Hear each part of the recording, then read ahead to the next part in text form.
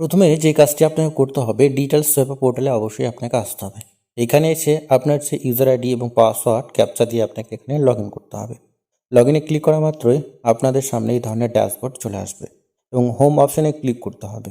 Details of পোর্টালের ড্যাশবোর্ডে আপনারা চলে আসবেন। আসার পরে এখান থেকে আপনাকে বাঁ দিকে আসতে হবে, যেখানে অনেকগুলো অপশন দেখতে পাওয়া যাবে, যার মধ্যে একদম নিচের দিক থেকে 3 নম্বর অপশানে দেখতে পাবেন অ্যাকাউন্ট। এতে আপনাকে একটি অপশন দেখতে পাবেন অপারেটর। সিম্পলি আপনাকে এতে ক্লিক করতে হবে। আপনাকে এই অপারেটর অপশনে ক্লিক করতে হবে। এখানে দেখতে পাচ্ছেন আমাদের অলরেডি অনেকগুলো অপারেটর রয়েছে, অর্থাৎ 3খানা অপারেটর রয়েছে।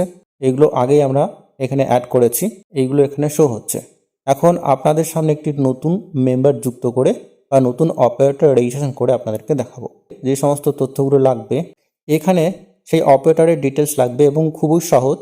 সাধারণত কয়েকটি স্টেপে আপনাকে এটি পূরণ করতে হবে। এখানে আপনাকে একটি অ্যাড অপারেটর অপশন দেখতে পাবেন।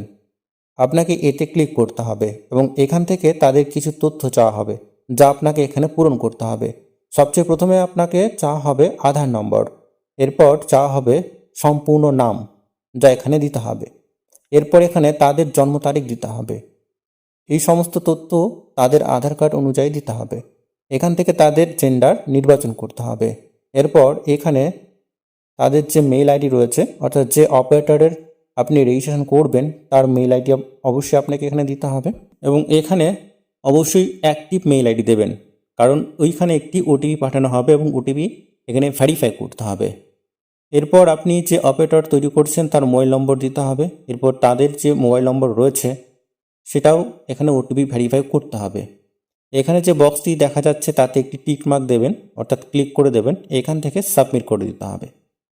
অপারেটর আইডি এই জন্যই তৈরি করা হয় যে এটি আসলে যে ভিলি আইডি বা সিসি আইডি তা দিয়ে আপনি আপনার অপারেটরকেও পরিচালনা বা ম্যানেজ করতে পারেন।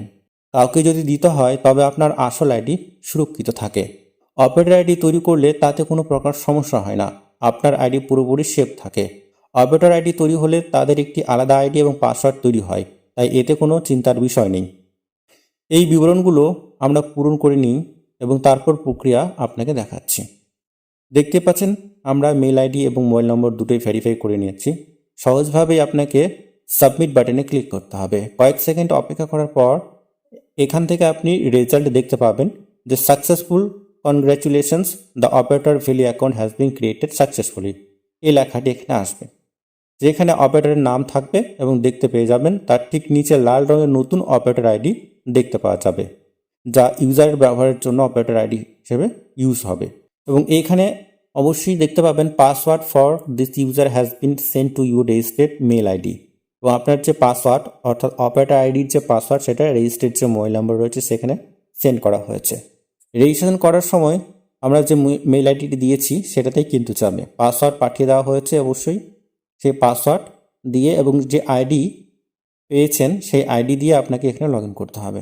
ডিটেলস অফ পোর্টালে লগ ইন করে তা ব্যবহার করতে পারে।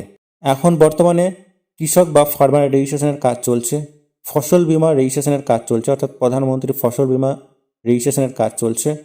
এই সমস্ত কাজগুলো কিন্তু খুব সহজে আপনারা করতে পারবেন। এছাড়াও আয়ুষ্মান ভারতের কেওয়াইসির কাজ আপনারা খুব সহজে করতে পারবেন। এখানে আপনার কাছে যতগুলো অপারেটর থাকবে তাদের সম্পূর্ণ লিস্ট এখানে অবশ্যই আপনারা দেখতে পাবেন। যেমন যে কোনো একটা অপারেটরকে বেছে নিয়ে এবং দেখুন এখান থেকে আপনি যখন ইচ্ছে তাদেরকে ডিঅ্যাক্টিভ করতে পারেন বা ডিলিট করতে পারেন। এই সমস্ত অনুমতি আপনারা, অর্থাৎ ভিএলইরাই করতে পারবেন। যখন ইচ্ছা কাউকে আপনি অ্যাড করতে পারেন বা রিমুভ করতে পারেন, ডিলিট করতে পারেন বা তাদের আইডি ডিঅ্যাক্টিভও করতে পারেন।